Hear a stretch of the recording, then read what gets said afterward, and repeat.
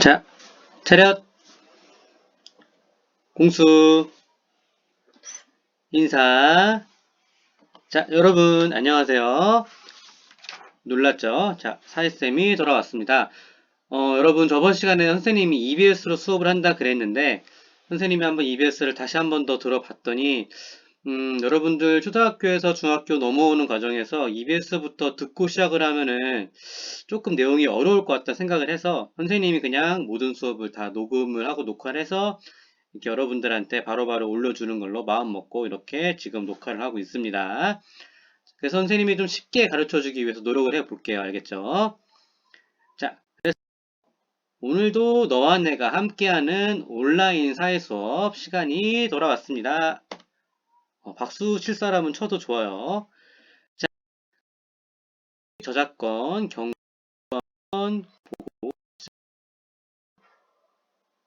눈으로 한번 읽어보세요. 무단 배포하시면 안 된다는 얘기입니다.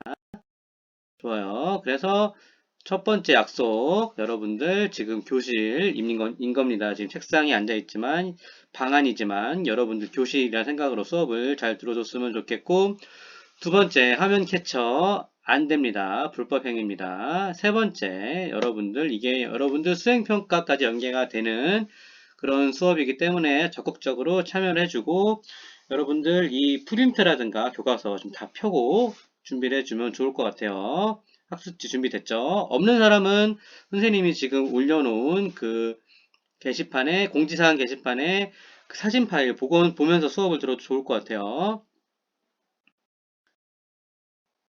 자, 그래서 이번 시간 우리가 이제 첫 번째 사회 시간이 시작이 됐는데 9단원입니다. 여러분들 교과서 펴세요. 교과서는 160 교과서 페이지 수가 안 적혀 있구나.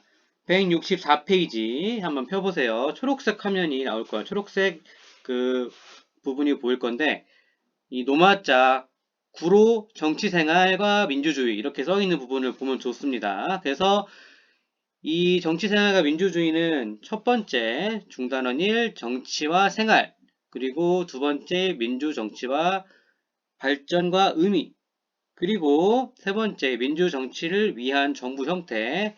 이렇게 세 가지 그 중단으로 이루어져 있어요. 그래서 여러분들, 이거는 오늘 23일 이렇게 수업을 들으면 되고, 중단원 2는 내일 24일, 그리고 민주주의를 위한 정부 형태. 이거는 5월, 여러분 이제 5월까지 넘어가게 됐어요. 5월 1일 날 들으면 되겠습니다. 자, 그러면 여러분들 그 무엇을 배울까 보이죠? 거기 보면은 이렇게 돼 있을 거예요. 그 네모칸이 보일 건데 그 네모칸에 여러분들 이 단어 들어봤다 하는 사람들은 이런 식으로 볼펜을 가지고 교과서에다가 이렇게 체크 해주면 되겠어요. 또 이렇게 체크 한번 해봅시다. 그래서 첫 번째 정치와 생활 1단원에서는 정치의 의미 들어봤다 하면 체크, 정치의 중요성 들어봤다 하면 체크, 정치 생활에서의 국가의 역할, 그리고 정치 생활에서의 시민의 역할 이렇게 배울 거고요. 그리고 두 번째 단원 민주 정치의 발전과 의미에서는 고대 아테네 민주 정치, 그리고 근대 민주 정치, 그리고 현대 민주 정치, 민주주의의 이념, 그리고 민주주의의 기본 원리 이렇게 배울 건데요. 아는 거 있으면 또 이렇게 마찬가지로 체크를 해주면 좋겠습니다. 체크. 세 번째, 민주주의를 위한 정부 형태에서 의원 내각제, 대통령제, 그리고 우리나라의 정부 형태 이렇게 배울 겁니다. 아는 거 있으면 마찬가지로 이렇게 체크를 하면서 내가 지금 얼마나 알고 있구나. 그러고 나서 공부를 다 하고 나서 내가 얼만큼 더 알아갔구나. 이렇게 체크 하면서 수업을 들으면 좋을 것 같아요. 알겠죠? 자, 좋습니다. 그럼 넘어가겠습니다. 그래서 우리는 이제 1. 정치와 생활. 그래서 정치의 의미와 기능은 무엇일까? 그리고 정치 생활에서 국가와 시민은 어떤 역할을 할까? 이렇게 배울 겁니다. 그래서 학습 목표 한 큰 목소리로 읽으면서 시작을 합시다. 시작. 정치의 의미와 기능을 설명할 수 있다. 그리고 정치 생활에서 국가와 시민이 수행하는 역할을 탐구할 수 있다. 이게 우리가 오늘 배우게 될 학습의 목표가 되도록 하겠습니다. 자, 그래서 이번에 우리가 배울 거 가장 중요한 핵심 키워드가 여기 가려져 있습니다. 이게 뭘까요? 성지? 아니면 뭐라고 써있지 이게? 모르겠죠? 오늘 우리가 배우게 될 가장 키워드는 바로 이 정치라는 두 글자입니다. 정치. 정치라는 두 글자를 꼭 기억하면서 오늘 수업을 들으면 좋을 것 같아요. 우리는 오늘 정치에 대해서 배우는 겁니다. 정치. 자, 그러면 정치가 무엇일까? 생각해 봅시다. 여러분들 프린트 보세요. 학습지 보면은 이제 자, 가족들과 함께 치킨을 한 마리 시켜 먹어볼까요? 그래서 여러분들 이름이겠죠. 땡땡이. 누구누구야 오늘 저녁에 치킨 시켜 먹을까? 이런 얘기가 지금 우리 가족의 가장 큰 지금 중요한 문제가 됐어요. 그러면 이런 것들 정할 수 있겠죠? 어떤 브랜드 치킨을 시켜 먹을까? 비비땡 아니면 뭐 교땡 아니면 뭐 BH땡 뭐 이런 것들 많죠. 네땡 뭐 이런 치킨들 많죠. 이 중에서 뭐 하나 골라야겠죠. 또 골랐어요. 골랐더니 그 중에서 어떤 맛 치킨을 시켜 먹을까? 뭐 프라이드 반 양념 반 아니면 프라이드 만 양념 맛 아니면은 뭐 간장 맛 요즘 이런 거 아니면 뭐 치즈 맛이 가득가득한 뿌링땡 이런 거 어떤 맛을 시켜 먹을까? 또 여기 정해야겠죠. 또 정했더니 또 결정할 게 많아. 아 너무 머리가 아파요. 했더니 또 야 그러면 우리 원래 무 오는데 무가 좀 모자라지 않아? 무 두 개 시킬까? 아니 나는 이번에 피클 먹고 싶어. 물은 너무 지겨워. 피클에다 먹는 게 더 맛있더라고. 피클 시켜 먹는 게 어때? 이것도 또 정해야겠죠. 또 이걸 정했더니 아 콜라 먹을까 사이다 먹을까? 판타? 아니면은 요즘에 유행하는 뭐 무슨 뭐 자몽에이드 이런 거 먹을까? 이것도 결정을 해야겠죠. 뭐 아버지나 어머니 같은 경우는 맥주를 시킬 수 있겠고요. 여러분들은 못 먹겠죠. 자, 시켰더니 또 이것도 또 남았어.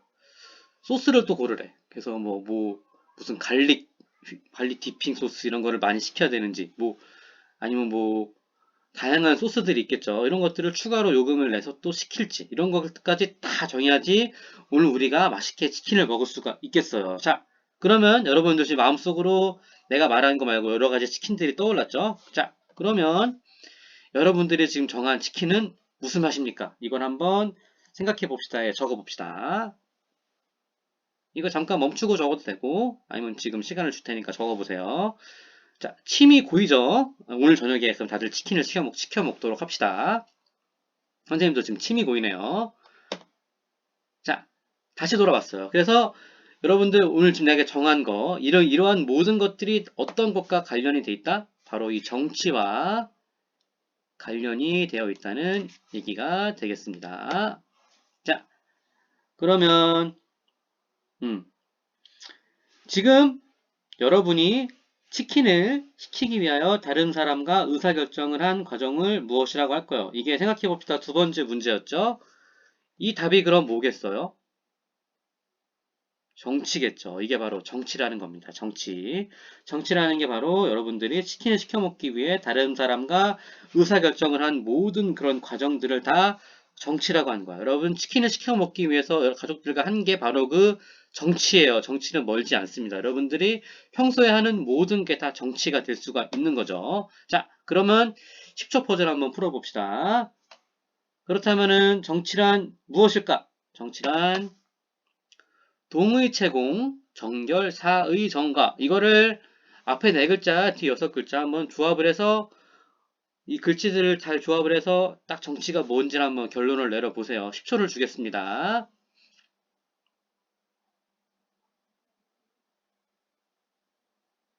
정치가 과연 뭘까? 해결했나요?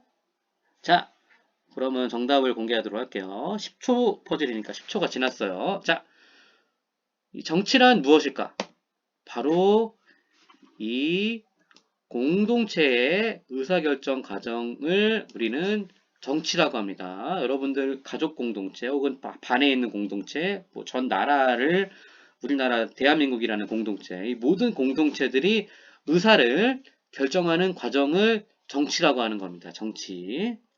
자, 어렵지 않죠? 자, 생각해 봅시다. 한번 적어 보세요. 그래서 오늘 우리는 본격적으로 정치가 무엇인가를 한번 배워보도록 할게요. 그래서 여러분들은 교과서 이제 한 장 넘겨서 166쪽을 펴면은 되겠습니다. 166쪽. 그래서 정치의 의미와 기능은 무엇일까? 라는 제목이 보이죠. 그래서 정치는 이렇게 두 가지가 있다 생각하면 됩니다. 정치는 두 가지 의미가 있다. 첫 번째, 아주 좁은 의미의 정치가 있을 수 있고, 두 번째, 이것보다 훨씬 큰 의미의 정치가 있을 수 있습니다. 정치의 의미는 몇 가지다. 첫 번째, 좁은 의미의 정치, 그리고 두 번째, 넓은 의미의 정치.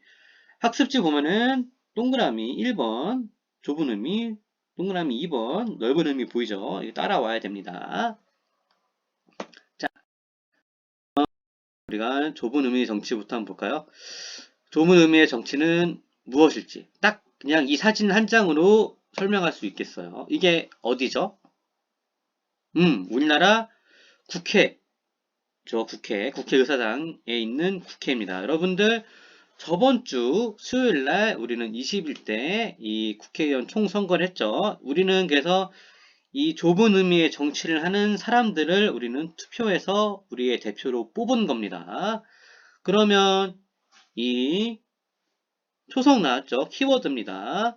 지읒, 치읒, 이응이 정치 권력을 획득하고 유지하며 행사하는 활동을 무엇이라고 할까요?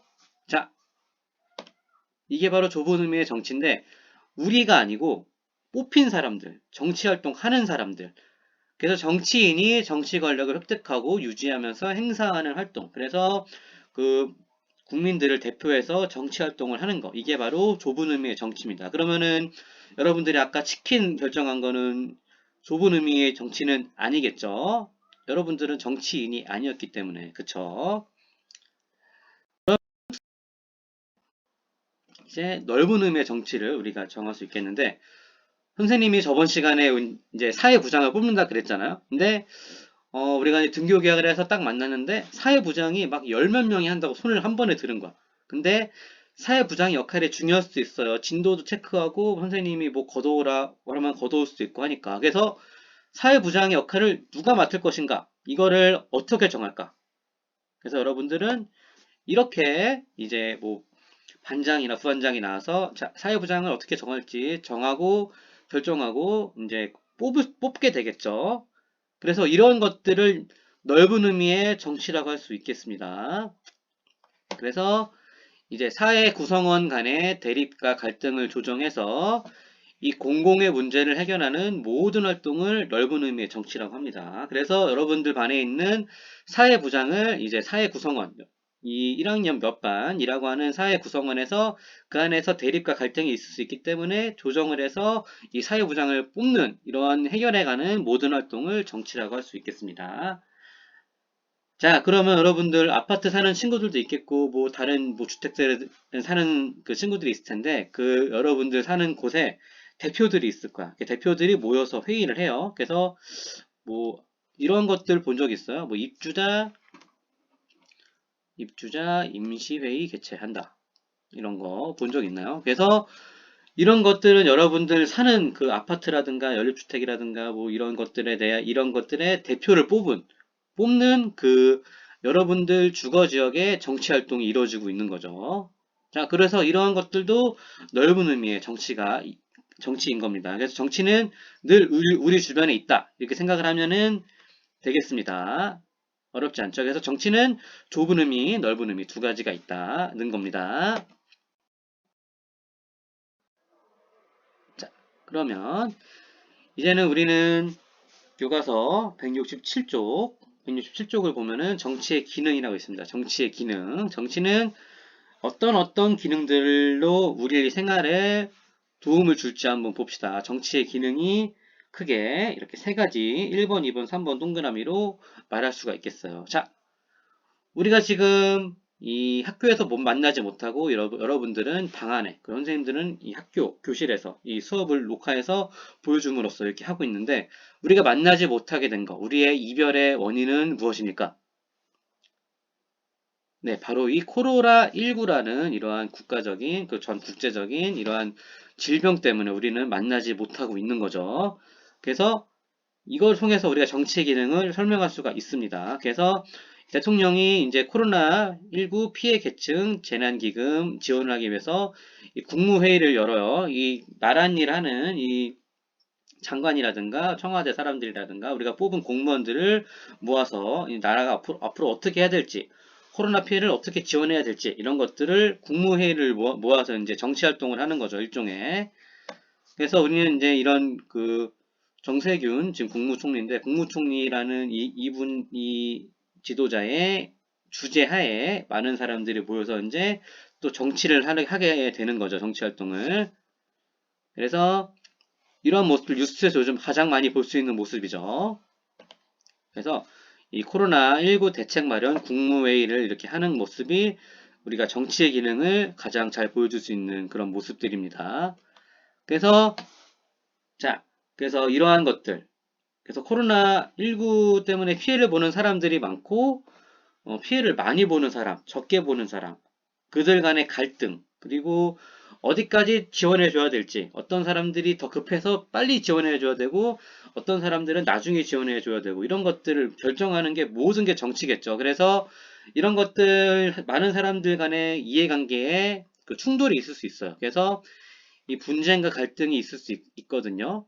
그래서 이 분쟁과 갈등을 이렇게 모여서 회의를 함으로써 정치 활동을 함으로써 분쟁과 갈등을 조정하고 지읒은 조정이었어요. 조정하고 해결하는 기능이 바로 첫 번째 정치의 기능입니다. 그래서 개인이나 집단 간에 발생하는 다양한 이 갈등과 분쟁을 서로 이렇게 막 싸우고 전쟁하고 그러지 않고 얘기하고 평화적으로 민주적으로 조정하고 합의를 이끌어내는 과정이 바로 이 정치의 평화로운 기능인 거죠. 조정하는 과정이란 겁니다. 자, 그래서 이 정치의 기능 첫 번째 분쟁과 갈등을 조정하고 해결하는 기능을 통해서 우리는 이제 이 사회, 우리가 살고 있는 이 사회에서 사람들이 통합이 되고 사회에 질서가 유지가 되는 거죠. 사람들끼리 막 싸우고 갈등하고 이런 것들을 정치를 통해서 해결이 되는 거니까 질서가 유지된다. 그러면은 질서가 유지가 됐으면은 이제 이거를 토대로 해서 사회가 발전이 되겠죠. 사회가 발전하는데 우리가 앞으로 어떠한 방향으로 나아가야 할지 이런 방향 또한 제시할 수가 있는 겁니다. 그래서 정치의 기능은 분쟁과 갈등을 조정하고 사회 통합 및 사회의 이 질서를 유지를 해주고 그리고 이제 사회 발전의 방향을 제시해 주는 게 정치의 기능으로 우리가 볼 수가 있는 거죠. 그래서 코로나19 때문에 우리가 좀 혼란스럽지만 이 많은 갈등과 분쟁을 조정하고 이제 이걸 통해서 이 사회를 통합을 하고 이 코로나19라는 이러한 것들로 인해 혼란스러운 거를 질서를 유지시켜주고 그래서 우리가 코로나19를 어떻게 헤쳐나갈지 방향을 제시하는 것. 이런 게 바로 정치의 기능이 되도록 하겠습니다. 밖의 기능을 설명을 해줄게요. 그리고 이 밖의 기능으로는 우리가 이제 공동의 의지를 형성하고 이거를 이제 많은 사람들한테 보여주고 하는 그러한 기능이 있을 수 있겠습니다. 그래서 작년에 우리가 이제 설악산이 되게 예쁜 산이잖아요. 국립공원이고 우리가 꼭 보존해야 되는 산인데 여기에 관광 목적을 달성하기 위해서 케이블카를 만들려고 그랬어. 근데 케이블카를 만들게 되면은 그걸 만듦으로써 그 안에 사는 동물이라든가 식물들, 천연기념물들이 훼손이 되겠죠. 그래서 이렇게 설악산 국립공원 지킴이 국민행동이라는 모임이라든가 강원행동이라든가 케이블카 반대 설악권 대책 주민 대책위 이러한 그 많은 사람들이 뿔뿔이 흩어져 있는 개개인이 공동의 의지를 만들어서 이렇게 의견을 공동으로 내세우는 거죠. 그렇기 때문에 이 설악산 케이블카 만드는 건 결국에 이제 만들지 못하게 됐어요. 그래서 이 공동의 의지가 형성이 됐기 때문에 가능한 일이었죠. 이것 또한 정치의 또 다른 기능으로 볼 수가 있겠습니다.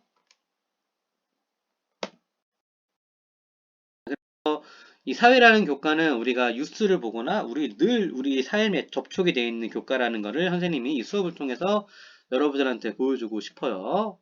자, 그러면 여러분들은 이제 교과서 한 장 넘겨보세요. 168페이지 그리고 169페이지입니다. 그래서 자, 여기 서 있는 이 사람이 누구죠? 이분 모르면 안 되죠. 우리나라 국민이라면. 자, 문재인 대통령이죠. 지금 현재 지금 대통령이신데, 이 대통령이 작년 11월 19일 날 이 국민과의 대화를 가졌어요. 그래서 이 정치 생활에서 국가와 시민의 역할을 이 국민과의 대화를 통해 우리가 가장 대표적으로 설명할 수가 있기 때문에 선생님이 이거를 한번 가져와 봤습니다.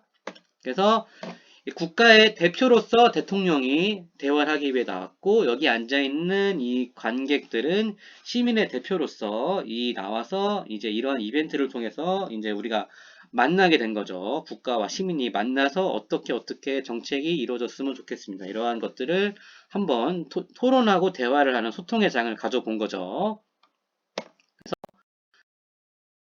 남학생들 지금 14살일 텐데 여러분들 이제 한 7년 뒤, 8년 뒤에 남학생들은 우리나라가 아직까지는 이 모병제가 아니라 징병제이기 때문에 남학생들은 군대를 가게 돼 있어요. 그리고 여학생들은 이 군대를 가고 싶은 군인이 되고 싶은 사람들은 군인에 지원을 하면은 또 군인이 될 수가 있는 기회가 주어지겠죠.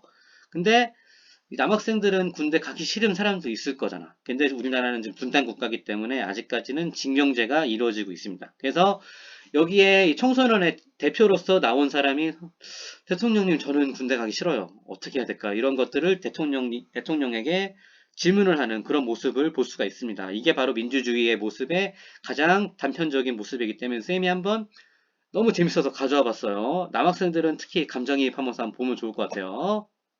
봅시다. 적어도 제가 군대 가기 전까지는 될 수 있는지 여쭤보고 싶습니다.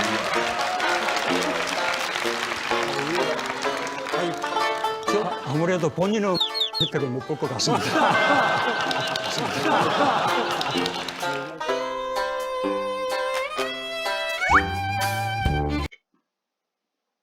적어도 제가 군대 가기 전까지는 될 수 있는지 미안해요.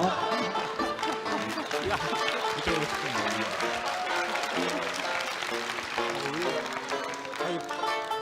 아무래도 본인은 혜택을 못 볼 것 같습니다.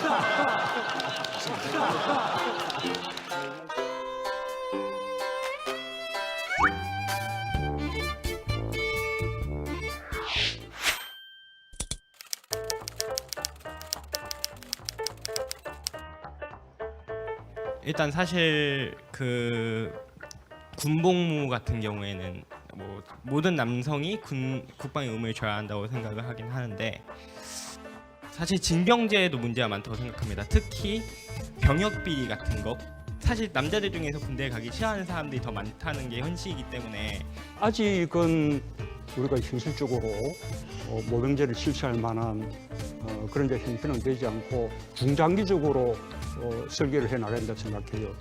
갈수록 부사관 같은 직업 군인을 늘려나가고 사병들의 급여도 높여나가서 늘어나는 재정을 우리가 감당할 수 있게끔 이제는 병력 중심이 아니라 첨단적이고 과학적인 장비 중심의 군대로 전환해서 병력 수를 줄여나가고 나아가서는 남북 관계가 더 이제 발전해서 평화가 좀 정착이 된다면 남북 간의 좀 군축도 좀 이루고 이런 이제 조건들을 갖춰 나가면서 모병제를 연구해 나가지 않을까. 자, 그래서 그 남학생한테 농담식으로 얘기하죠. 아마 지금 그러니까 너는 지금 이 병역 혜택을 보기 어려울 것 같다. 그럼 여러분들 나이쯤 되면은 이제 군대에 징병으로 가는 게 아니고 진짜 원하는 사람만 모병제로 갈 수 있을까요? 그건 이제 앞으로 두고 봐야겠죠. 그래서 이런 것들 갈등을 조정하는 것도 정치고 이게 바로 이제 대통령으로 대표되는 국가와 내가 가기 싫으면 가기 싫다 말아서 이제 이거를 조종해가는 그러한 시민의 그런 역할로 볼 수 있겠죠. 근데 군대는 국방의 의무가 우리 국민의 4대 의무이기 때문에 가야 되는 게 맞습니다. 나중에 한번 우리가 만나서 얘기해보자, 여기는. 그래서 대통령은 국가의 대표, 그리고 관객은 시민의 대표, 이렇게 얘기를 하는 모습들이 바로 이 국가의 역할을 보여주는 가장 대표적인 그래서 여러분들 이제 교과서 그 168페이지 보세요. 자, 한번 읽어봅시다. 정치 생활에서 국가의 역할이에요. 그래서 오늘날 국가는 수많은 정치 활동을 수행한다. 이 과정에서 갈등을 해결하고 합의한 내용을 실현하려면 국가 내 다양한 집단이나 개인을 바로 이 강제할 힘이 필요하다는 겁니다. 이 사람들의 개인 간의 이 통제를 하려면은 이거를 법이든 뭐 어떤 것들로 강제할 힘이 필요해요. 이게 바로 국가가 갖고 있는 정치 권력이고 이 정치 권력은 국민들이 이 선거로서 민주주의이기 때문에 빌려준 거죠. 그래서 국민들로부터 빌려받은 정치 권력을 이용을 해서 국가는 다시 한번 읽어볼게요. 계속 이어서 국가는 정치 권력을 행사하여 시민의 기본적인 권리를 보장하고 사회를 안정적으로 유지하여 개인이 성장하고 발전할 수 있는 토대를 제공한다. 이게 바로 정치 생활에서의 국가의 역할이 되겠습니다. 그러면 정치 생활에서 이제 시민의 역할도 있어야겠죠. 시민의 역할 한번 봅시다. 여러분들 교과서는 169페이지입니다. 한 번 더 다 같이 한번 읽어봅시다. 정치 생활에서의 시민의 역할. 과거에는 왕이나 귀족 같은 소수의 사람이 정치 권력을 휘두르는 것을 당연하게 여겼다. 당연하죠. 민주주의가 아니었기 때문에. 하지만 오늘날 민주국가의 정치 권력은 이 다수의 시민의 동의와 지지로 정당성을 획득한다는 겁니다. 여러분들 투표했었죠? 우리가 투표해서 그 후보를 동의하고 지지했기 때문에 그 권력은 바로 이 정치 권력은 정당성을 획득하게 되는 겁니다. 그래서 이 획득한 정당성을 가지고 이 국가는 이 정치 권력을 행사를 하게 돼 있어요. 이거는 내가 빌려준 힘이기 때문에 시민들은 국가가 내가 빌려준 힘을 잘 쓰는지 못 쓰는지 이거를 감시하고 계속 견제를 해야 되는 거예요. 계속 읽어볼게요. 그래서 또한 국가는 정치 권력을 행사하는 과정에서도 시민의 의사를 존중하며 이를 반영하려고 노력해야 한다. 시민은 내가 빌려준 이 정치 권력이 정당하게 성립되고 올바르게 행사가 되도록 적극적으로 참여해야 하며 국가가 시민의 자유와 권리를 더욱 잘 실현하도록 감시하고 견제해야 된다. 이게 바로 우리가 여러분들 우리 모두가 시민이기 때문에 이 정치 권력에서 국가를 견제해서 해야 되는 시민의 역할이 되겠습니다. 그래서 정치 생활에서 국가의 역할과 시민의 역할이 잘 균형을 이뤄야지 그게 바로 건강한 사회라고 볼 수가 있겠죠. 자, 봅시다. 여러분들 활동지 보면 이제 키워드 빈칸 뚫려져 있는 게 있을 거예요. 그래서 봅시다. 그래서 국가의 역할입니다. 바로 이 기업 미음, 그래서 이 국민의 동의와 지지를 바탕으로 이 권력을 행사하는 게 국가의 역할이고, 다양한 이해관계를 민주적으로 조정하기 위해 노력을 해야 됩니다. 국가는. 그리고 정책을 결정하고 집행하는 과정에서 시민이 어떤 요구가 있으면은 시민의 요구를 반영하려고 해야 돼요. 왜냐하면 시민이 빌려준 권력이기 때문에. 그리고 시민의 자유와 권리를 최대한 보장을 하려고 노력을 해야 되는 게 국가의 역할입니다. 자, 그러면 이거와 이제 균형을 이뤄서 시민의 역할은 자, 국가의 정당한 권위, 내가 빌려준 힘이기 때문에 이 사람들이 국가가 쓰는 권위가 있으면 이거를 존중해 주고 이 법을 잘 지켜야 되는 겁니다. 그리고 국가 권력이 올바르게 행사될 수 있도록 이제 감시하고 계속 눈을 뜨고 쳐다보고 통제를 해야 되는 거예요. 내가 빌려준 권력이 함부로 쓰이는지 잘 쓰이는지. 그리고 자신의 의견이 이 정책에 반영될 수 있도록 언제든지 적극적으로 노력을 해야 되고 민원도 넣고 감시해야 되는 겁니다. 그래서 내가 속해 있는 바로 이 공동체의 이익과 조화를 이루며 자신의 자유와 권리를 추구해야 되는 겁니다. 내가 갖고 있는 자유와 권리만 이게 계속 강요하면 안 되는 거고 대한민국이라는 또는 의정부시라는 또 부용중학교라는 이 공동체의 이익과 조화를 이뤄야 된다는 겁니다. 알겠죠? 자, 오늘 수업은 여기까지 하도록 하겠습니다. 여러분들 그러면 지금 뭐 빈 종이라든가 학습지라든가 이런 데다가 선생님이 지금 생각해 봅시다. 그리고 키워드들 이런 거 적으라고 했죠.